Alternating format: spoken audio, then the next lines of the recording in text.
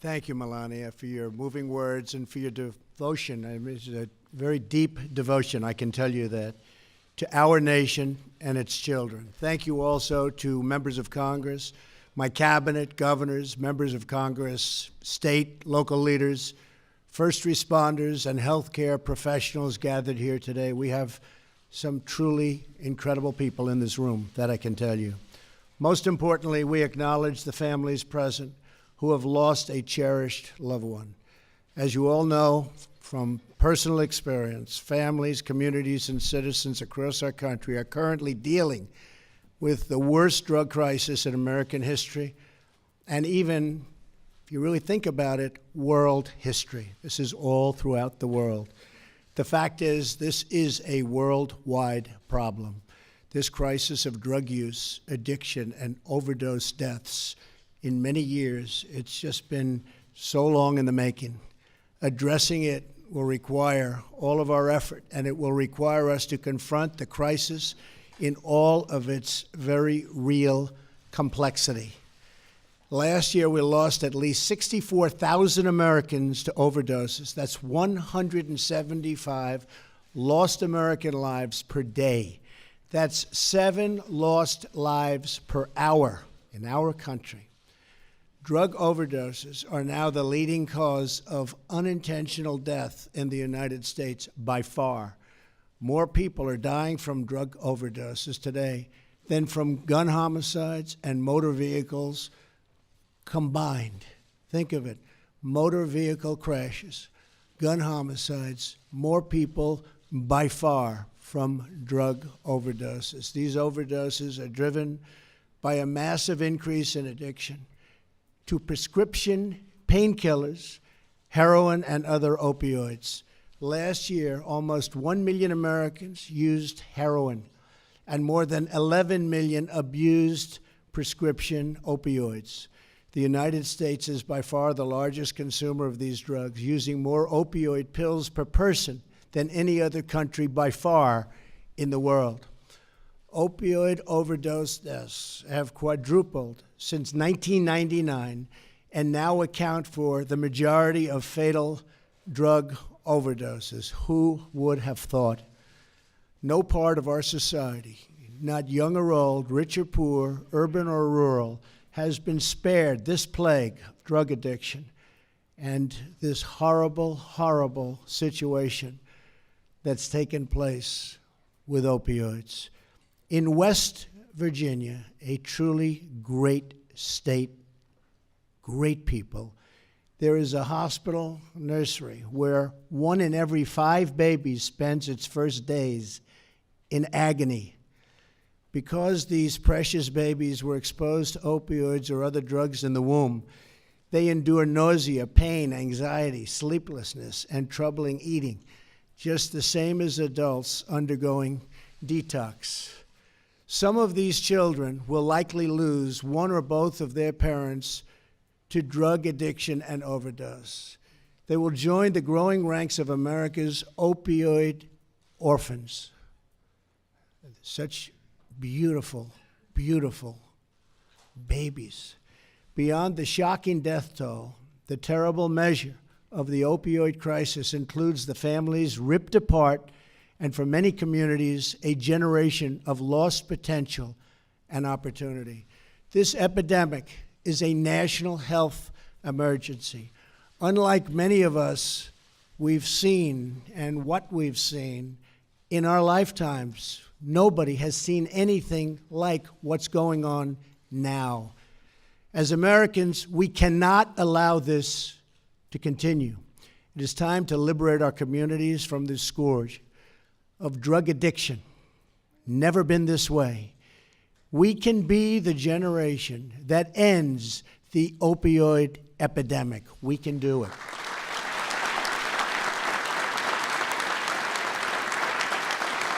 We can do it.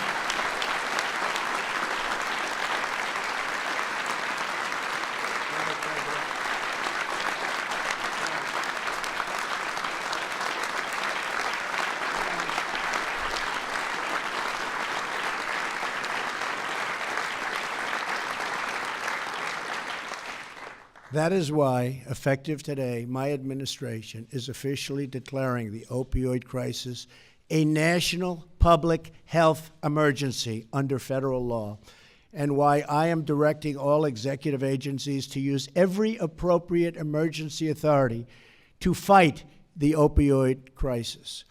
This marks a critical step in confronting the extraordinary challenge that we face. As part of this emergency response, we will announce a new policy to overcome a restrictive 1970s era rule that prevents states from providing care at certain treatment facilities with more than 16 beds for those suffering from drug addiction.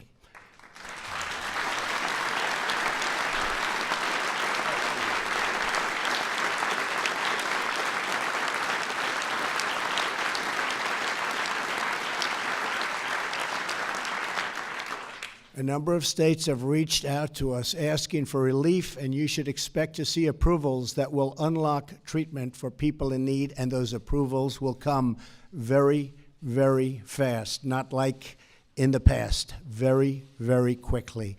Ending the epidemic will require mobilization of government, local communities, and private organizations. It will require the resolve of our entire country.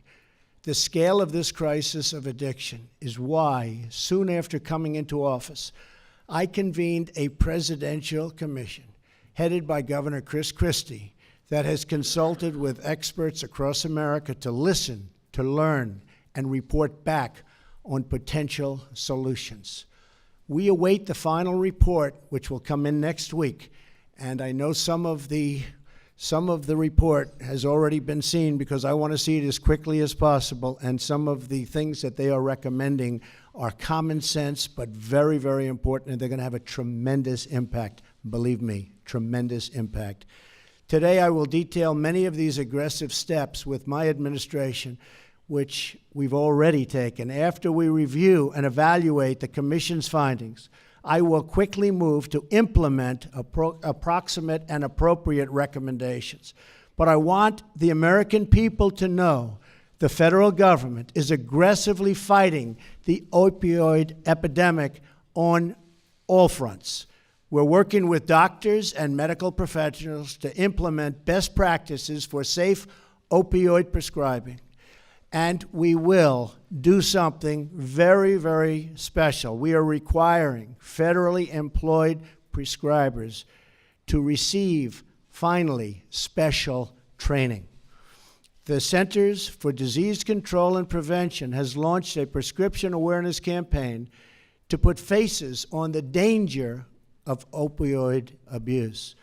I want to acknowledge CVS Caremark for announcing last month that it will limit certain first-time opioid prescriptions to 7-day supplies, among other important reforms, and I encourage other companies to do their part to help to stop this epidemic.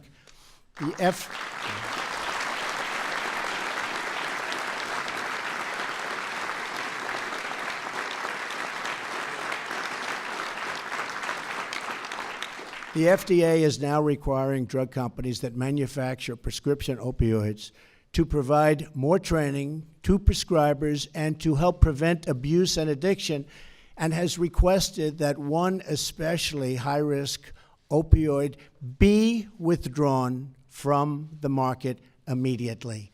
We are requiring that a specific opioid, which is truly evil, be taken off the market immediately.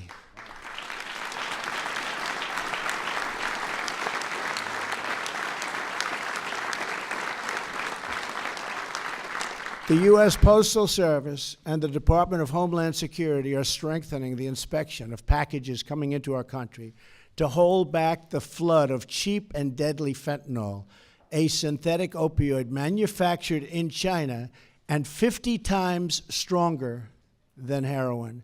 And in 2 weeks, I will be in China with President Xi, and I will mention this as a top priority.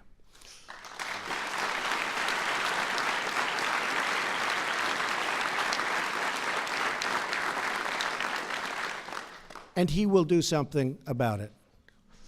I am also pleased to report that for the first time, the Department of Justice has indicated major Chinese drug traffickers for and they have really put very, very strong clamps on them. They've indicted them, the drug traffickers, for distributing fentanyl into the United States. So, Jeff, thank you very much. Good job. Good job.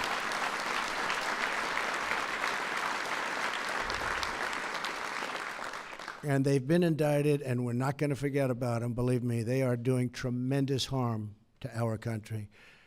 The Justice Department is aggressively and really valiantly pursuing those who illegally prescribe and traffic in opioids, both in our communities and on the internet. And I will be looking at the potential of the federal government bringing major lawsuits against bad actors. What they have and what they're doing to our people is unheard of. We will be bringing some very major lawsuits against people and against companies that are hurting our people, and that will start taking place pretty soon.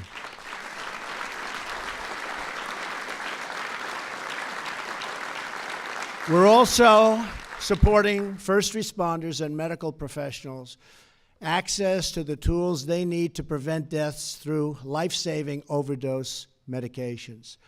At my direction, the National Institute of Health, headed up by Francis Collins, has taken the first steps of an ambitious public-private partnership with pharmaceutical companies to develop non-addictive painkillers and new treatments for addiction and overdose. So important.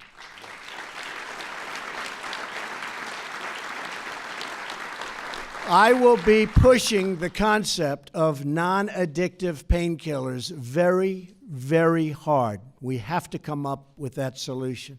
We give away billions and billions of dollars a year, and we're going to be spending lots of money on coming up with a non-addictive solution. We will be asking Dr. Collins and the NIH for substantial resources in the fight against drug addiction. One of the things our administration will be doing is a massive advertising campaign to get people, especially children, not to want to take drugs in the first place, because they will see the devastation and the ruination it causes to people and people's lives. Watch what happens if we do our jobs, how the number of drug users and the addicted will start to tumble downward over a period of years. It will be a beautiful thing to see. I learned myself. I had a brother, Fred, great guy, best looking guy, best personality, much better than mine. But he had a problem. He had a problem with alcohol. And he would tell me, don't drink, don't drink. He was substantially older, and I listened to him, and I respected, but he would constantly tell me, don't drink. He'd also add, don't smoke. But he would say it over and over and over again. And to this day, I've never had a drink.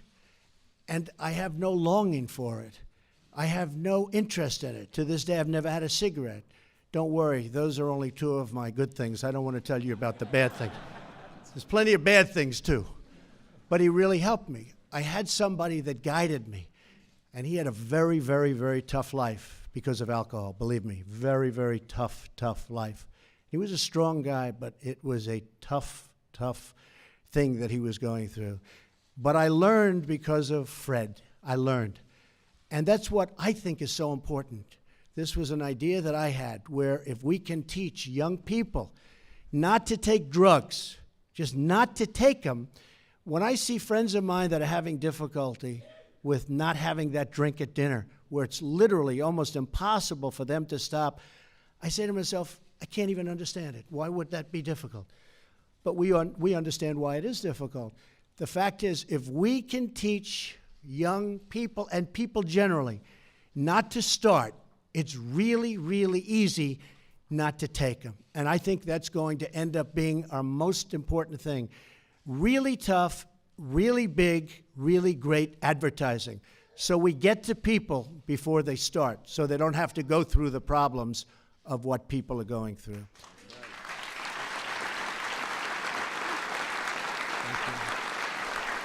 Thank you.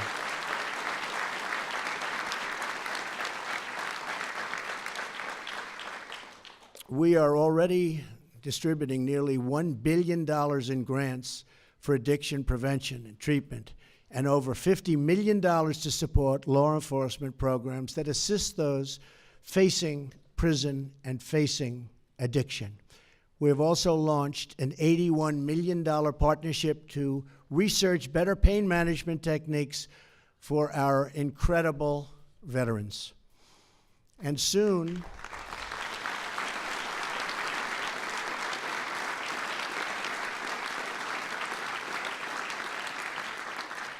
and by the way, Secretary Shulkin is here. You have done an incredible job for our veterans in a very short period of time.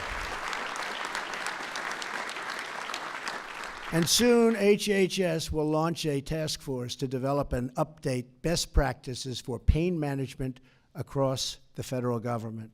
I am urging all Americans to help fight this opioid epidemic and the broader issue of drug addiction by participating in the National Prescription Drug Take-Back Day this Saturday.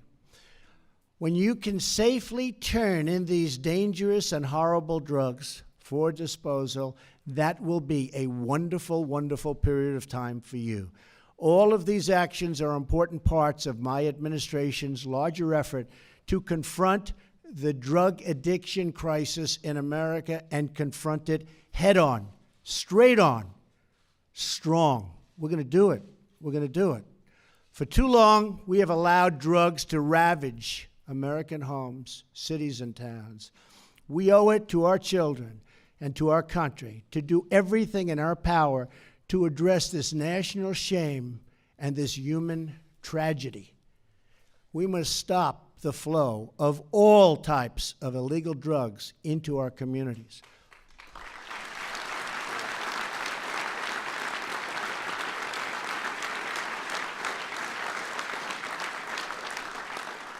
For too long, dangerous criminal cartels have been allowed to infiltrate and spread throughout our nation. An astonishing 90% of the heroin in America comes from south of the border, where we will be building a wall which will greatly help in this problem.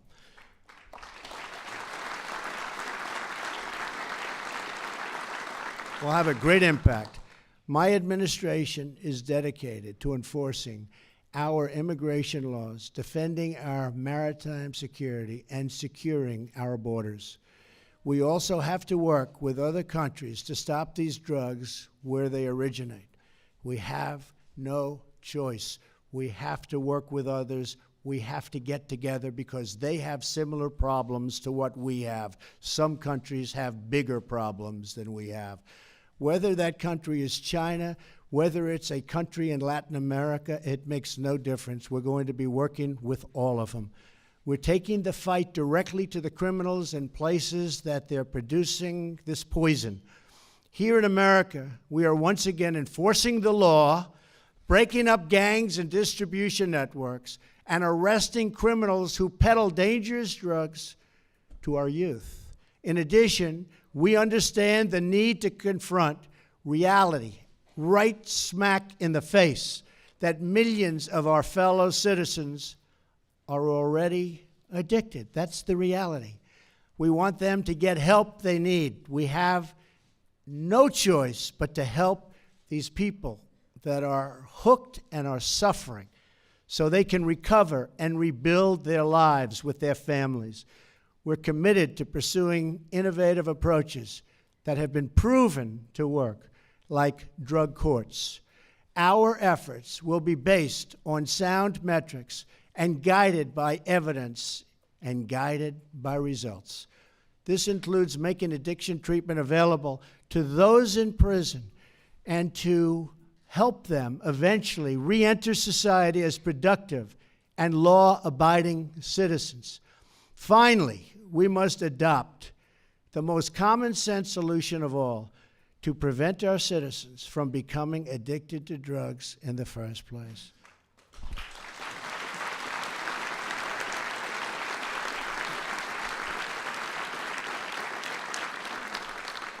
We must and are focusing so much of our effort on drug demand reduction.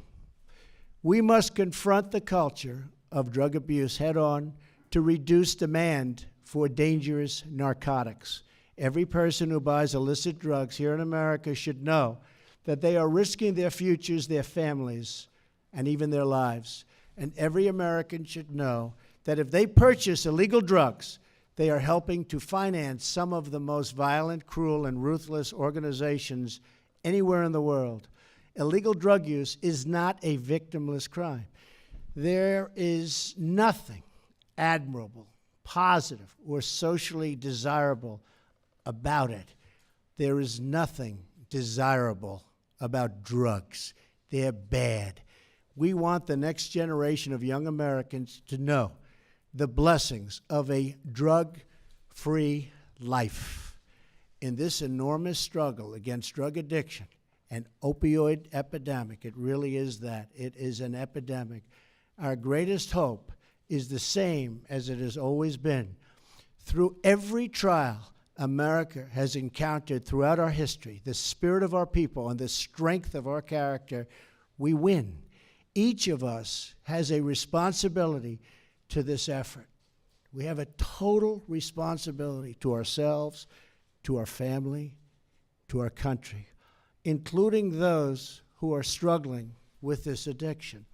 Each of us is responsible to look out for our loved ones, our communities, our children, our neighbors, and our own health. Almost every American has witnessed the horrors of addiction, whether it's through their own struggle or through the struggle of a friend, a coworker, a neighbor, or, frankly, a family member. Our current addiction crisis, and especially the epidemic of opioid deaths, will get worse before it gets better, but get better it will. It will take many years and even decades to address this scourge in our society, but we must start in earnest now to combat national health emergency. We are inspired by the stories of everyday heroes who pull their communities from the depths of despair through leadership and through love. Fire Chief Dan Goonan of New Hampshire, great state, runs a program, Safe Station, which allows drug-dependent residents to seek help at fire stations at any time. Jesse and Cindy Swafford of Dayton, Ohio, have provided a loving, stable home to children affected by the opioid crisis. I am calling on every American to join the ranks of guardian angels like Chief Noonan and the Swaffords, who help lift up the people of our great nation. Together, we will care for our citizens, our children, and our orphans, and you know what I'm going to say, our foster youth. So many, but we're going to lift them up and we're going to take care of them. We will work to strengthen vulnerable families and communities, and we will help to build and grow a stronger, healthier, and drug-free society. Together, we will face this challenge as a national family with conviction, with unity, and with a commitment to love and support our neighbors in times of dire need. Working together, we will defeat this opioid epidemic. It will be defeated. We will free our nation from the terrible affliction of drug abuse. And yes, we will overcome addiction in America. We are going to overcome addiction in America. We have fought and won many battles and many wars before, and we will win again. Thank you, God bless you, and God bless America. Thank you. Thank you.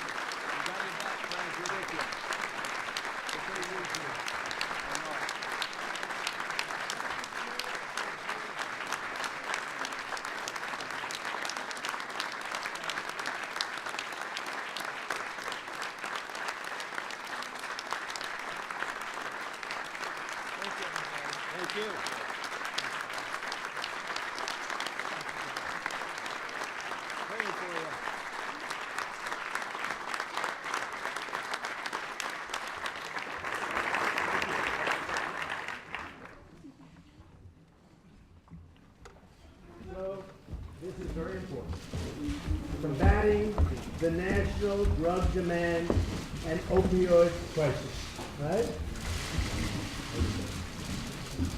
So important. We will win, right?